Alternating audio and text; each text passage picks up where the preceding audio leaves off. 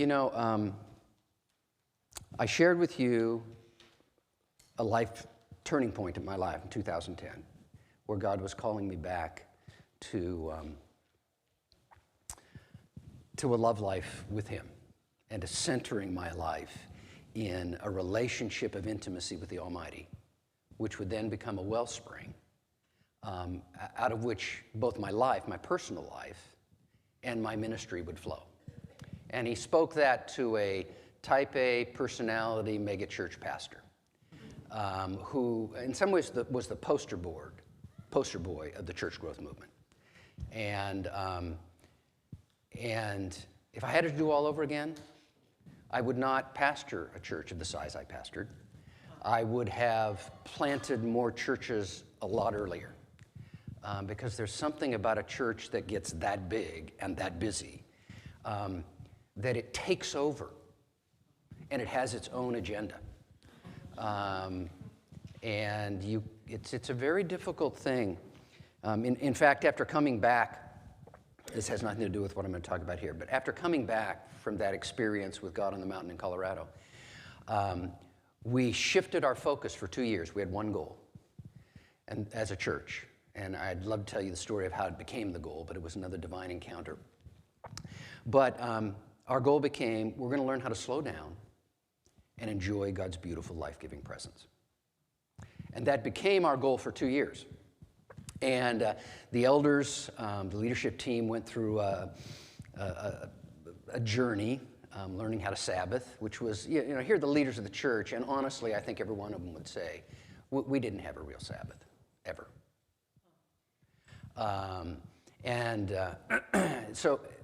But what I discovered is I was constantly swimming upstream to focus attention that way in a church that's built around being the most attractive church in the area because we have ministries for everyone and they're the best you can find.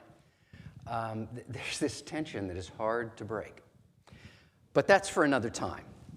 You'll have to invite me back for a different leadership conference if I'm going to talk about that. What I want to talk about today is I want to talk about Sabbath because I think this is an incredibly neglected discipline in the life of church leaders especially. Pastors even more so, or priests even more so. And if we can't Sabbath, I wonder if we really can center our lives in a relationship with God. I personally doubt it. You can possibly prove me otherwise. I want to start with a promise.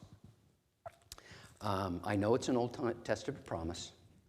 I know I'm going to be talking to you about an Old Testament law. But I treat the Old Testament laws the way Jesus treated them, where he says, I didn't come to eliminate them, but to fulfill them. And what he did in the Sermon on the Mount is he explained what it meant to fulfill the law. He took the law and he penetrated to the heart of it. And he held us responsible not just for the obedience of the law, but the heart response. Not avoiding adultery, but not lusting. Not just not committing murder, but not being angry. And I would say likewise, the law of Sabbath remains. But as Jesus said, man was not made for Sabbath. So he had to somehow fulfill these religious obligations. But Sabbath was made for man to enable him to enter into a life of intimate relationship with God. And what I want to talk to you about today are what I call 3 Sabbath principles. It's not that I don't think we need to obey the commandment. I think we do. But I want to get past that into the heart of the matter and the principle. But I want to offer to you, just kind of lay before you a wonderful promise from Isaiah 58. He says, Isaiah speaking for God, if you will keep your feet from breaking the Sabbath and from doing as you please on my holy day, if you will call the Sabbath a delight and the Lord's holy day honorable, And if you honor it by not going your own way and not doing as you please or speaking idle words, then you will find your joy in the Lord. And I will cause you to ride on the heights of the land and to feast on the inheritance of your father Jacob. I will bless you. So, this seminar may not be for you. Okay? If you carry with you an ever-present sense of peace and well-being, so that you're like Jesus, who could fall asleep in the boat in the midst of the storm, then this seminar is not for you. But if you're like me and you hear these words of Jesus, come to me, all you who are weary and burdened, and I will give you rest. Take my yoke upon you and learn from me, and you will find rest for your souls. For my yoke is easy and my burden is light. If you hear that verse, which I've heard year after year, and you say to yourself, could that possibly be true? Is there really a life like that? I mean, I thought I was a yoke fellow of Jesus. I thought I was bearing this yoke for him, but it sure doesn't feel like that to me. How could this possibly be true? If you can relate to that, then this seminar is for you. And I can sum up what I'm going to say in one word. And if you forget everything I say, just remember this one word. Stop! Actually, you know, or I guess you know, that the word Sabbath simply means stop. It means cease. It means stop working. Be still and know that I'm God. If you want a fuller summary of what I'm going to say, here's the big idea. Only a disciplined practice of Sabbath principles will bring rest to your soul and renewal to your relationship with God. And it's my purpose to demonstrate that to you, and then to perhaps, if we have time, to solicit a conversation about what's wrong and what we can do about it. I want to offer 3 Sabbath principles. And the first one is this. God has woven into the fabric of his universe a sacred rhythm. A sacred rhythm of rest and work that we disregard to our detriment. But think about the first act of creation. It wasn't separating the land from the sea. It wasn't creating the birds of the air and the beasts of the field. It wasn't even making human beings in God's likeness. The very first thing God did was he said, "Let there be light." And there was light. And he called the light day and the darkness night. There was evening and there was morning, the first day. God's first act of creation was to create day and night, light and darkness. Huh? Have you ever wondered why God created us in such a way that we spend 1/3 of our lives asleep? His first act of creation is to create night and day, and he creates us in such a way that a full 1/3 of our lives are spent in sleep. If we don't sleep, our bodies break down, our minds eventually go mad, and we will likely die. So it raises the question, why? Is God maybe trying to say something to us? And are we hearing what he has said in the very first act of creation? Unless the Lord builds the house, Psalm 127 says, its builders labor in vain. Unless the Lord watches over the city, the watchmen stand guard in vain. In vain you rise up early and stay up late, toiling for food to eat or trying to create the perfect church. Because the Lord grants sleep to those he loves. Or another equally good translation, The Lord provides for those he loves, even while they sleep. Both of those translations are legitimate, and both make a point. The day begins with the night. Evening and morning were the first day. The most fundamental rhythm in all of created reality is the rhythm of day and night, wake and sleep, work and rest. And we labor in vain during the day apart from God. You know what Jesus says, apart from me, I'm the vine, you're the branches. Apart from me, you can do nothing. Well, we know we can do stuff. Well, actually, we can't do anything. But what little things we do independently of him really are nothing. That's the fundamental fact of life. Why did God give the Israelites manna in the wilderness? Every day and just enough for that day. And that if they tried to save up enough for the next day, it went bad. I mean, the basic lesson was a lesson of absolute dependence upon God. Man does not live by bread alone. I'm just not making a point about bread, but by every word that proceeds from the mouth of God. Every word of insight, every word of permission, every word of command, every word of relationship. We live and move and have our being in him and from him. And the fundamental rhythm of day and night, work and rest, is meant in large part to communicate that. And in fact, God is constantly giving to us. And all we have to do is go to sleep. He's giving us restoration, rejuvenation. But all kinds of things are happening in the world around us. And when the sun comes up, God has been at work. And we are reminded that our posture is one of absolute dependence. So in his first act of creation, God weaves into the very fabric of life a rhythm of rest and work and rest. But did you notice that 7 nights is not enough? According to God, resting every night is not enough. I mean, you'll die if you don't. Your body will break down. You won't be able to think clearly. But that's not enough, according to God. 6 days you shall labor and do all your work, God says.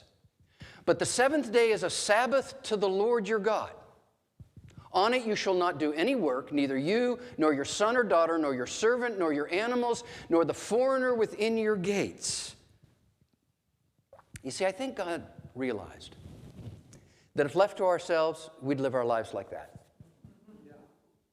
We'd fill every nook and cranny with work, with activity, with worry, with thought, with struggle, with hurry. And so he says, stop. Let there be margins in your life, day and night, evening and morning. And let there be, every week, a day of rest. And if we disregard this fundamental reality that God has built into the fabric of his universe, then we will suffer the consequences. Whoever we are, we cannot defy this, even if we defy it for religious reasons, which are the oddest reasons of all to defy it. But there's more. There's more because, let me see, right here. Margins are not enough. See, there's margins on that. And there's space between the words. And there's space between the sentences. You know, nice and clear. But notice what it's about. Work and worry, worry and work and worry and work, because life consists in the abundance of things we do and possess. So be in a hurry, always in a hurry day and night, because our life does consist in the abundance of things that we do and achieve and possess and accomplish. So let's work and hurry and work and hurry and work and hurry and worry and work. So you can have all those margins. But if what we're doing in the daylight in our work is that, then we've also missed the point. Here's the second Sabbath principle. In God's rhythm of work and rest, the day of rest is fundamental. And the day of rest is the one day that is uniquely blessed by God. I want to unpack that. Here's where he declares it. Genesis chapter 2, verse 2. By the seventh day, God had finished the work he had been doing. So on the seventh day, he rested from all his work. And God blessed the seventh day and made it holy. Now, when we think about the creation account in Genesis chapter 1, we are focused for the most part on the 6 days. Most of our debates between science and faith, they have to do with the activity of the 6 days. When we look at the creation account, we look at it in terms of what happens in the sixth day. But that is to actually misunderstand the biblical text. And I would suggest to miss the main point of the biblical text. The reason why creation is revealed to us as occurring in 7 days. And you know, this misunderstanding is actually enshrined in our biblical text. Because Genesis chapter 1 ends with the activity of the sixth day, the creation of man and woman in the image of God. And then chapter 2 begins with the seventh day. Well, remember, in the original Revelation, there weren't chapter and verse. And I think in this case, we got it wrong. By dividing the first chapter at the sixth day, we did something that should never have been done. And when the ancient Israelites, for whom this text was written, would have heard the story of the first 6 days, they wouldn't have thought the chapter had ended. In fact, they would have been sitting on their seats, waiting for the story to the end, because they knew that the number 6 was incomplete. They knew that there were 7 days in their week, not 6. And not only that, they knew that that number 7 shaped their agricultural lives. It wasn't just their religious lives. They were allowed to cultivate land for 6 years, but on the 7th year, it was to lie fallow. And that was all moving toward a 7 of those 7s and the declaration of the year of Jubilee, when all of the land that had been sold out of the family would return to the family, so everybody gets to start again at the beginning and have the ability to produce wealth. So that no family lost that past 50 years, no matter what difficulty they fell into. That their whole economic life was built around this rhythm of 7s.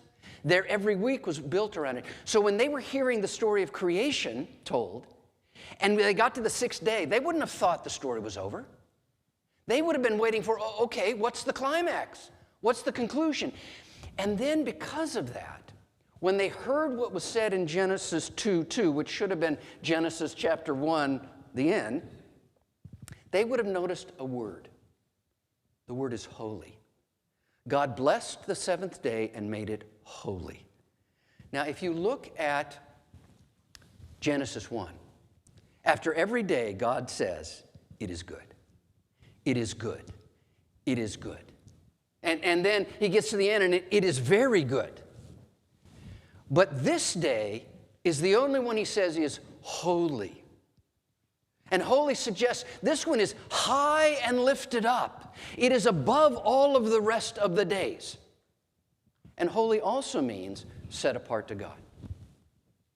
This day is special because this day belongs to God. And this day is special because this is the only day God blesses in a unique way. And we'll talk about what that means. So God didn't just say, let there be margins. Let there be a rhythm of work and rest in your life so you can be rejuvenated. He said, let there be a center. Let there be a fundamental reality. And I want to remind you about this fundamental reality on this holy day. So what's the difference between a day off and a Sabbath? See, a day of rest is a day off, right? That's not a Sabbath. God is the difference. Sabbath is a day that's dedicated to God. It's a day in which we turn to Him from our work. And in turning from our work to Him, We are returning to the source and the center of our lives so that we can be restored and re-centered and renewed and almost, if you will, recreated in our relationship with Him. One day in 7. And in fact, in the Christian church, the day of resurrection, the day of renewal, the day of new creation, it is the first day of the week. And we realize that our life begins in Sabbath. Our life begins in this creation that takes place. So let's talk about what this feels and looks like. Scripture says, God rested, and therefore we should rest, which is kind of an odd logic if you stop and think about it. Because what does it mean for God to rest? I mean, how do you picture God resting? Did He go on a vacation? All this, or was He so exhausted by the work of the 6 days that He just had to find a bedroom somewhere in the universe to go to sleep? I mean, was He needing to be rejuvenated? Was He going to be worn out? Did he need a day off? It's kind of silly, right? How about this picture? This is a picture from Genesis chapter 3. The Genesis 1 is kind of the telescopic, the macroscopic picture of creation. And then beginning in chapters 2 and 3 with the creation of Adam and Eve in the garden, you zero in on one aspect of it, something that's happening, if you will, in the sixth day. And what you find out there after the fall is that God, in what form I'm not exactly sure, maybe a pre-incarnate form of the Son of God, is walking in the garden in the cool of the day, seeking to have a conversation with Adam and Eve, who now are hiding. But my hunch is that was not normally what happened on this day. What normally happened on this day is that they walked and talked with God in the cool of the garden. See, the seventh day is a day in which God had finished His work. And He'd finished His work of creation that culminated in the creation of a man and a woman made in His image, which means who had the ability to enter into meaningful relationship with Him. That's the whole point of creation.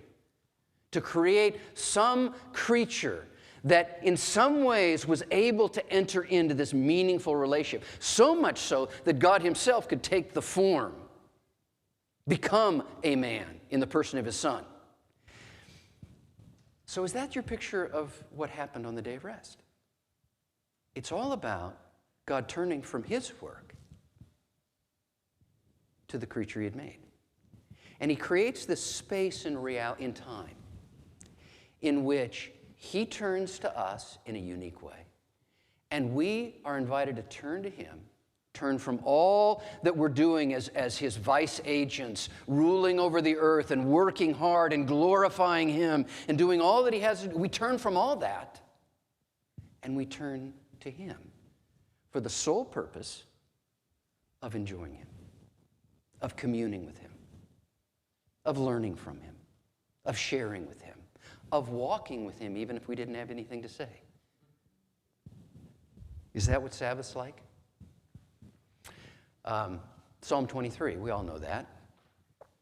The Lord is my shepherd. I shall not be in want. He leads me, He makes me lie down in green pastures. He leads me beside still waters. He restores my soul. I take this as a beautiful picture of Sabbath. Green pastures, quiet, still waters, so that our soul might be restored in the presence of our shepherd who has led us there and is there with us, and in the community of His people, His sheep. Now I was meditating on this last week as I was preparing, and I was wondering, now what do you do beside still a river, a quiet river? What do you do? Fish. Ah, I like that. You fish.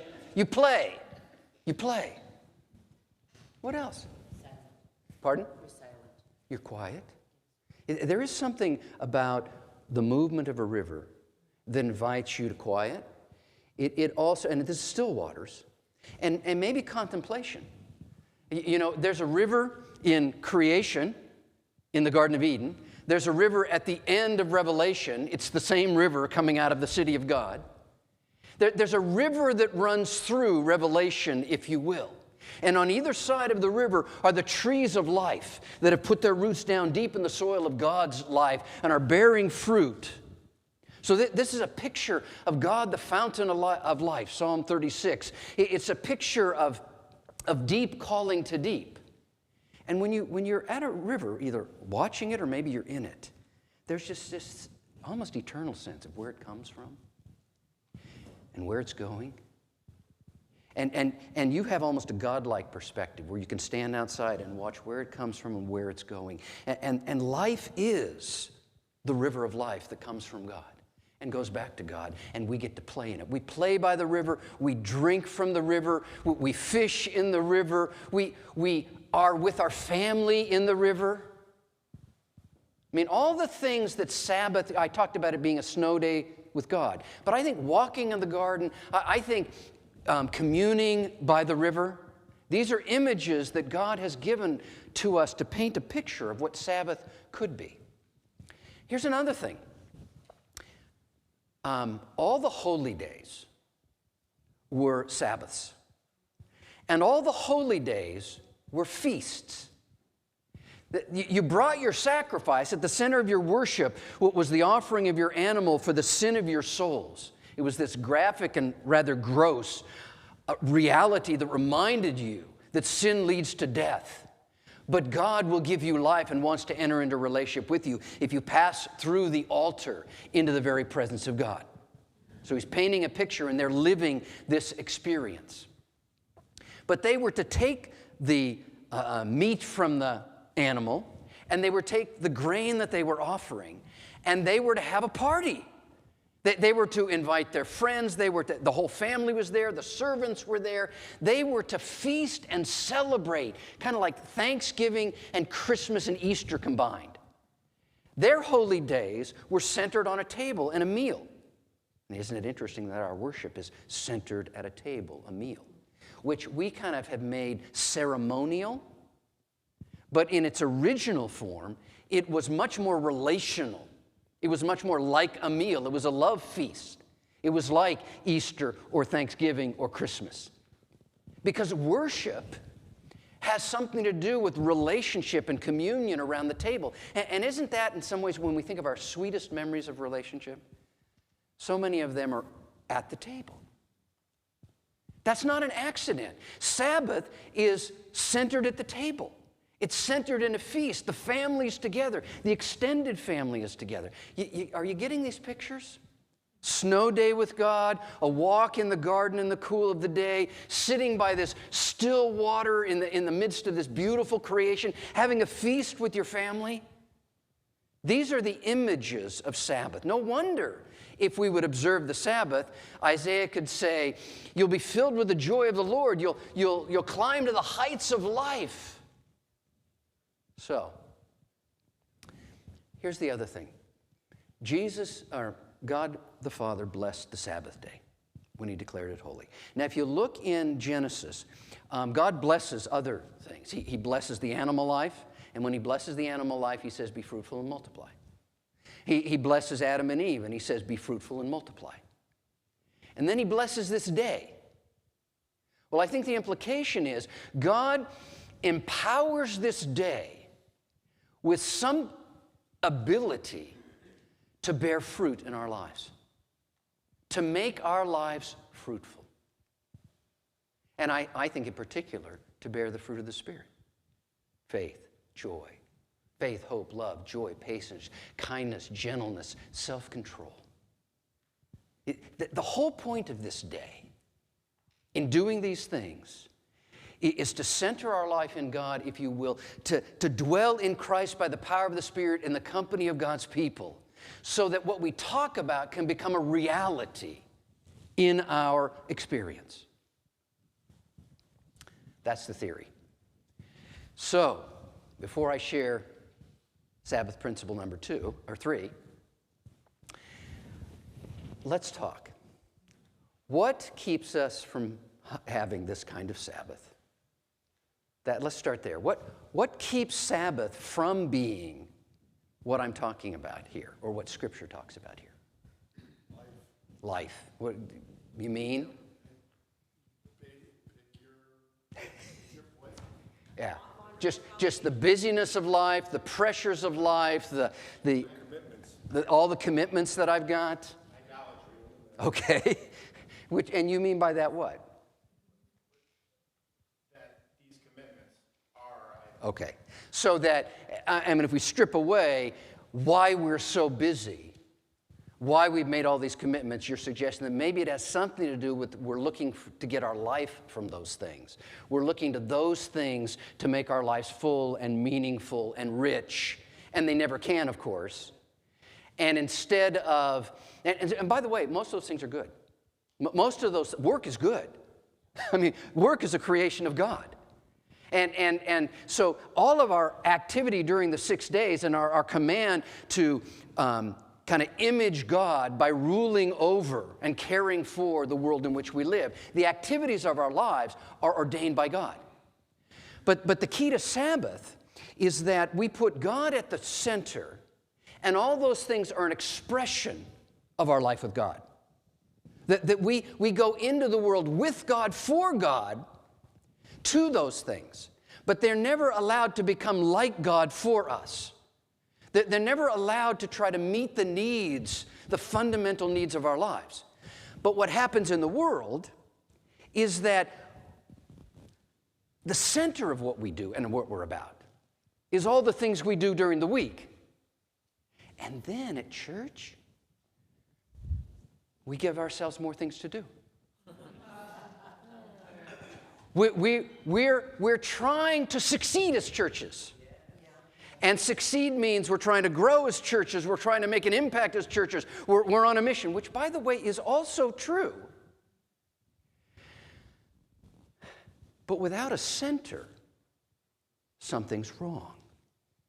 And so we add, and usually, let's face it, the people who are leaders in the church are usually already busy in life. They're usually responsible, active, accomplished. They're leaders, so they're already busy. And then they think, and what I need to do is be busy here as well to be what I'm supposed to be for God. I'm trying to achieve in the world, and I'm going to achieve in my religion, and we're going to make this thing happen.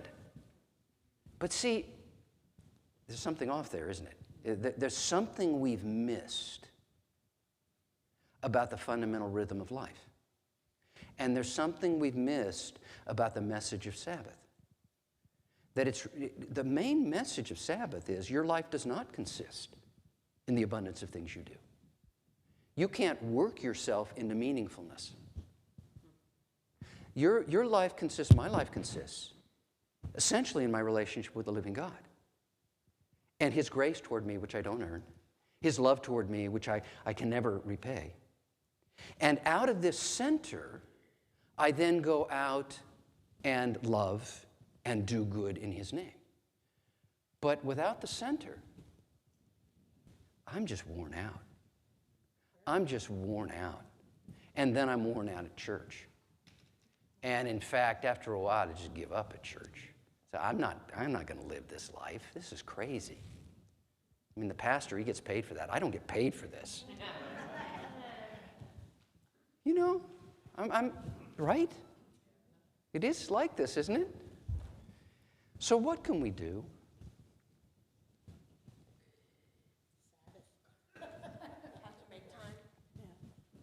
Yeah. I don't have, go ahead. We can see it for our kids. Yes. Kids are going to be 40 Yes. and 38 Okay. this coming year. And we can see it, oh, Dad, I want to play soccer. I want to play, let's do basketball. Let's do this. Let's do that. They have no sense. Yeah, it's getting worse, isn't it? Right, of what really is important. Say, listen, I will support you in this as long as you're interested in it. But I'm not going to, Well, it is what has happened, and this is actually, I think, a real dangerous development. It's true in my extended family. Little kids' sports are now pursued like professional sports. I mean, I was a major athlete, but I didn't do anything. I played Little League, but it's not like my parents had to be at every game. And I didn't have fall ball and spring ball and travel ball. And it wasn't on Sunday. That's right, it was never on Sunday. So what has happened here is we've taken our life, adult life, and we have somehow transposed it, because it's the adults who've done this, folks. Now to the point where we can't undo it, but we're the ones that have somehow done this. And we've created this world in which, at that age, they're trying to become champions. And it's not just sports. I mean, my daughter, freshman year in high school, they wanted to be the champion band, and they made it to regionals, but literally 25 plus hours a week of practice, above and beyond what they were doing in school. There's no space for anything else. I mean, we are, and then what? Of course, they grow up without the rhythm of Sabbath and rest, without centering on God, and then we wonder in the next generation why no one bothers going to church anyway. This is critical. This is fundamental. I do not have any simple answers, but here's what I will say. It begins with you. It begins with me. If pastors and priests do not know how to Sabbath and do not practice it, no one will. And if the leaders, the lay leaders of a church, do not Sabbath, no one will. They may take their day off, but they're not going to Sabbath. So, I mean, a little bit of sharing. I'm not virtuous in this matter. I came to this insight late in life. I was religious about my day off, but I did not Sabbath. I worked 70 hours a week at the church, and we accomplished everything, and I was wrong. But I was admired by all the surrounding churches and everybody. But I was wrong. And this fundamental, and so when the Lord kind of made it clear in this event, and then I sought him and he began to show us things, I realized a couple of things. You can't cut your hours from 70 down to 50 and still get everything done. Don't kid yourself. You will not do the same amount of things. People will be disappointed, period. You must disappoint people if they've gotten hooked on your performance at that level. It's not like because now you take the rest, God's going to multiply it and you're just going to be able to accomplish everything. Don't kid yourself. You can't do as much in 50 hours as you do in 70. So the first thing to come to grips with is I'm not going to do it. The thing about Sabbath is, have you ever noticed how hard it is to ever finish anything? I mean, you do the dishes, and they're back again. I mean, you clean the house, and it's a mess again. You make those phone calls, and there are more phone calls to make. You answer the emails, and there are more emails. The more emails you answer, the more emails you get. The more emails you have to answer, the more emails you get. I mean, the more successful you are, the more you'll be asked to do things. I mean, this just goes on, and you have to stop. Not when the work's done.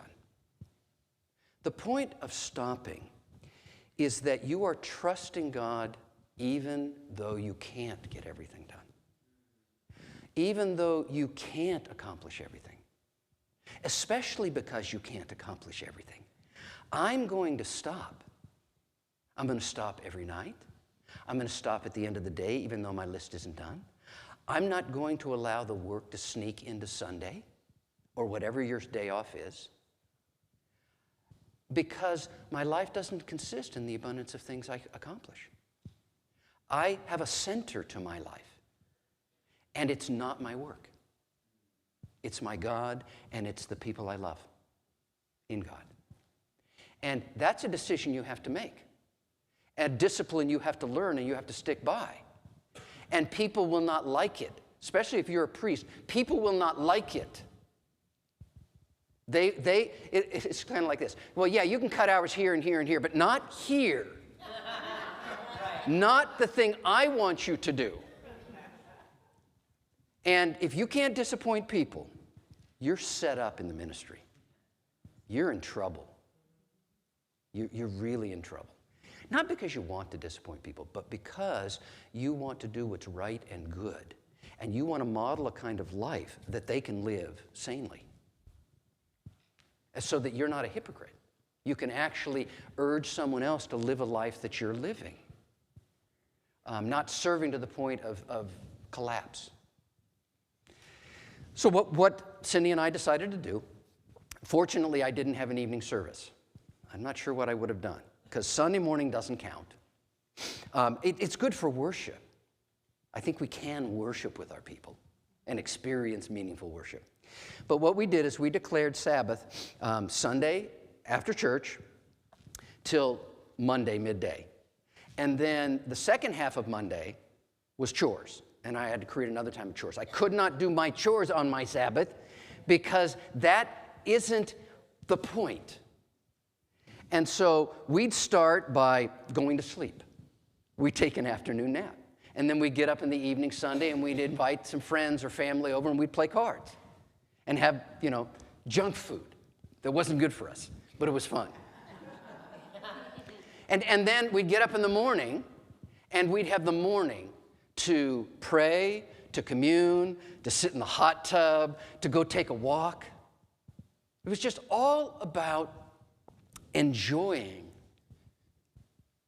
God and His created world and the ones you love. And prayer and communion with Him, absolutely, which was enabled, if you will, and given shape by the morning worship. The other thing we had to do is we tried real hard as a church to not fill Sunday full of planning days and work days for the lay people. Sorry, I know I'm touching something a little sensitive here. But you know how you do it. It's kind of like, I've got him here on Sunday, so let's have this meeting and this meeting and this meeting. We're going to have this thing. We get Sunday so packed. And that's their day to worship. But they're not Sabbathing.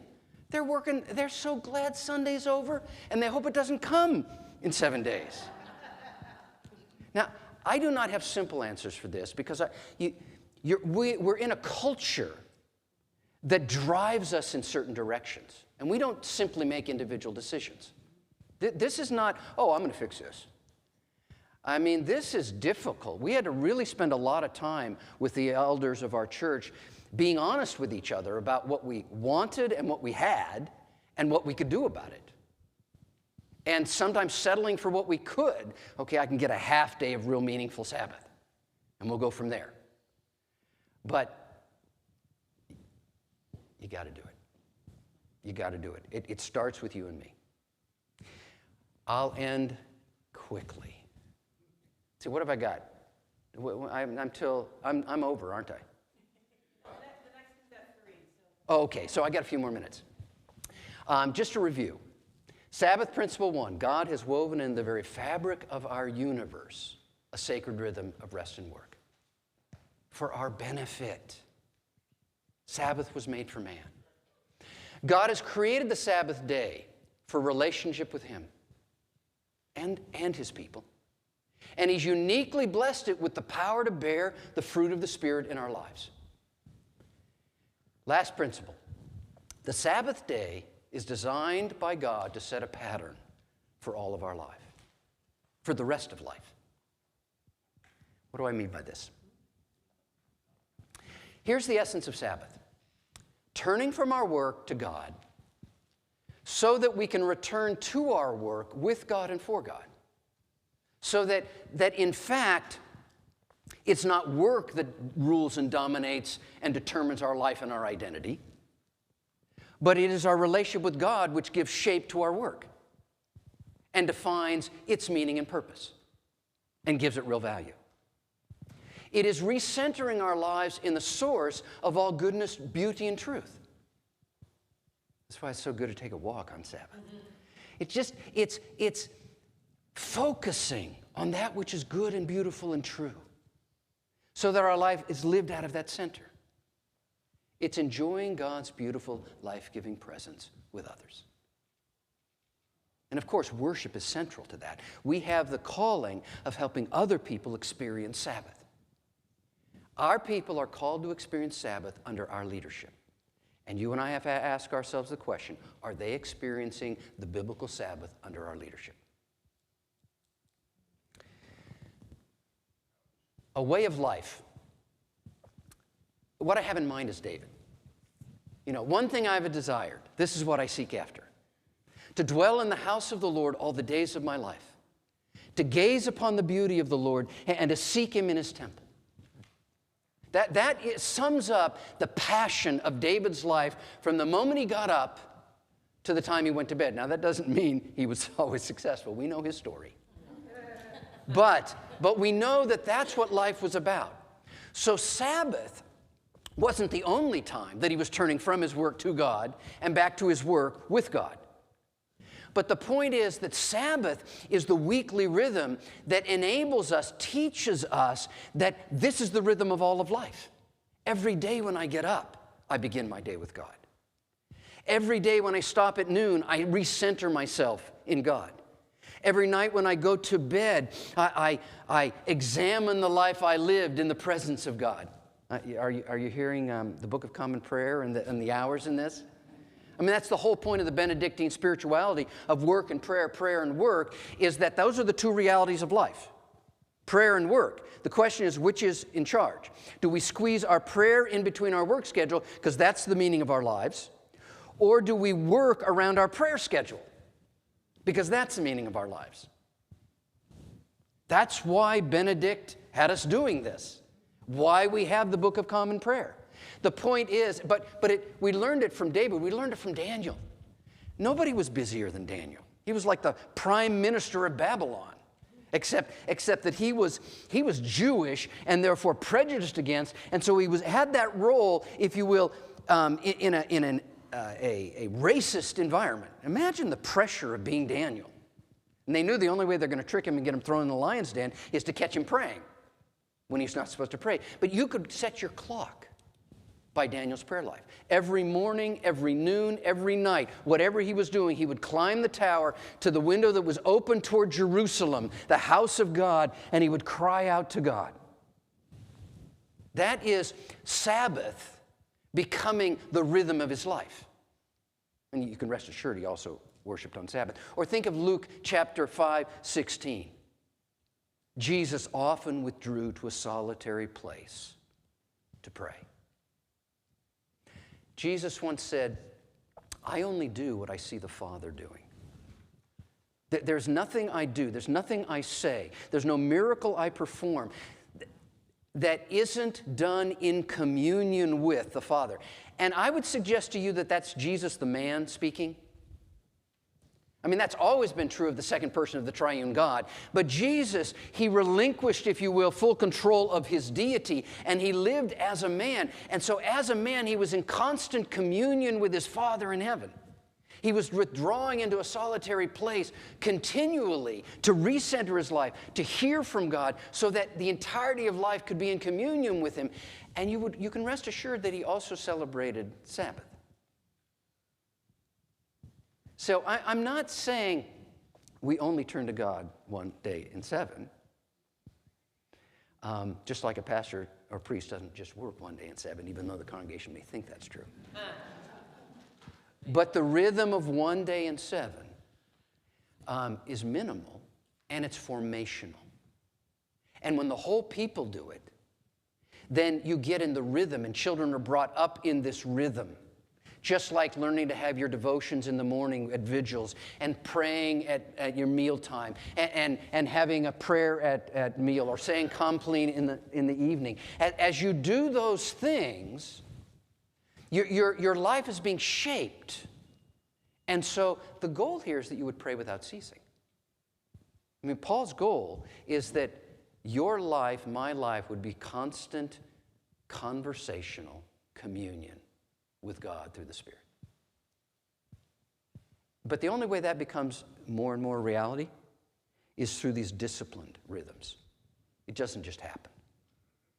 If you and I aren't celebrating Sabbath, we're probably not praying throughout the day. I don't think it really works that way. You know about praying the hours of mice and men. I'll end with this story. Dallas Willard, another favorite of mine, he tells this story, and it's not just a story. Supposedly, he's seen the research. I haven't seen it, so I'll attribute it to him. But he was saying that there were these scientists who were doing tests on mice to see how much of how they responded under certain dosages of a barbiturate. And so they would give a very small dose to these mice. And they would start hopping around. And if they did it individually, they'd hop around and they'd recover. But if they gave this same small dose of barbiturates to a whole group of mice, they would start hopping around and they'd stimulate each other until they died. But here's the real shocking thing, he said. If they put into that group of mice a mice that had not had any of the barbiturate, they too would begin to hop around until they died. Is that the story of our lives? Stop. So, again, I don't have any simple answers to this. You know, I've graduated to a time in life when it's not really that hard for me to rest. I'll admit it. But it wasn't so long ago that this was the struggle of my life. And it's a struggle we need to realize is spiritually central. It's not optional. Because Sabbath was made for man. And God created into the very fabric of human life a sacred rhythm of rest and work and rest, and a day to recenter ourselves in Him. And we're responsible for how our people understand that day and celebrate it. Go in peace.